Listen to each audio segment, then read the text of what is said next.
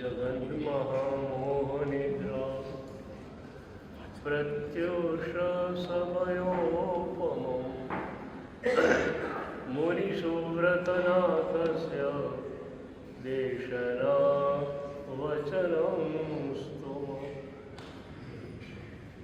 प्रभु तारा चरणों में तारी भक्ति करवा माटे आव्या छे,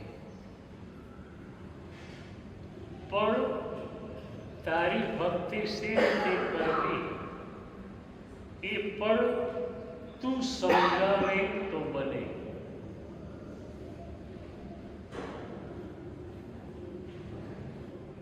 क्यों कर भक्ति करो प्रभु तेरी, तारी भक्ति એટલે અંતર્મુખ બનવું। અનંત જન્મોથી હું બહિર્મુખ રહેતો આવ્યો છું। મારું મન, મારું ચિત્ત પદાર્થોમાં, વ્યક્તિઓમાં ફસાયેલું હતું। જે ક્ષણે તું મળ્યો,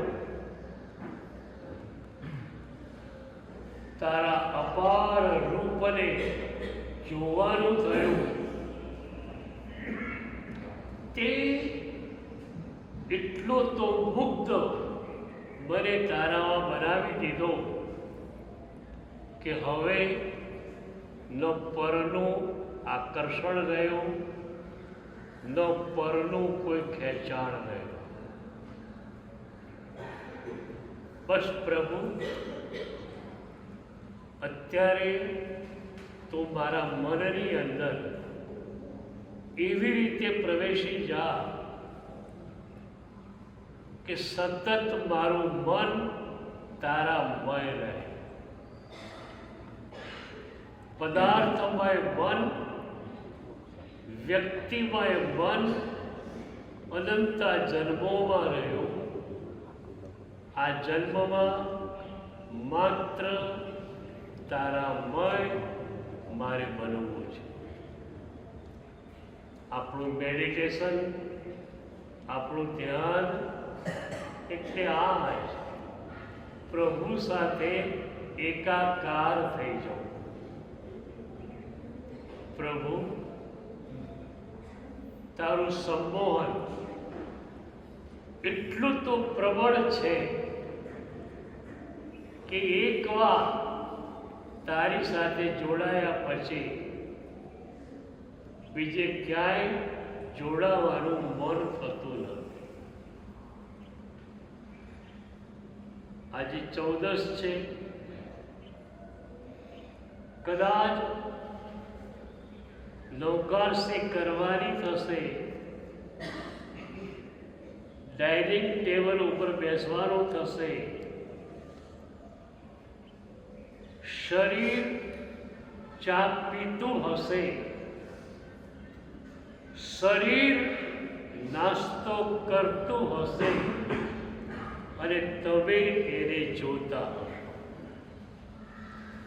આ સવારની નાસ્તા વખતની તમારી સાધના આ, શરીર નાસ્તો કરે છે, શરીર ચા પીએ છે, તમે એ પ્રક્રિયાને માત્ર જુઓ છો।